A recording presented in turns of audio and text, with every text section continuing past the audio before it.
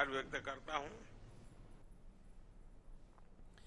पुढील 4 वर्षांमध्ये भारत आणि न्यूझीलंड यांच्यातल्या संबंधाचा विस्तार करण्यासाठीची चौकट म्हणून धोरणात्मक भागीदारी मार्गदर्शिका 2030चं अनावरण करण्यात आलं।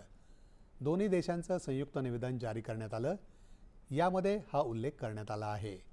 दोन्ही नेत्यांनी दीर्घकालीन द्विपक्षीय धोरणात्मक भागीदारीच्या महत्त्वाकांक्षी दृष्टिकोनावर सहमती व्यक्त केल्याचं या संयुक्त निवेदनामध्ये म्हटलं आहे।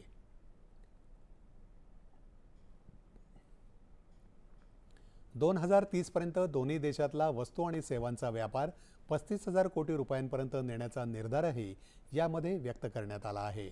याशिवाय भारत प्रशांत महासागर क्षेत्राच्या मुक्त, खुल्या, शांततापूर्ण आणि प्रगतीसाठीची कटिबद्धताही व्यक्त करण्यात आली। संयुक्त राष्ट्रांच्या विस्तारावर दोन्ही देशांनी सहमती व्यक्त केली असून त्याच्या परिणामकारक सुधारणांना पाठिंबा दिला आहे।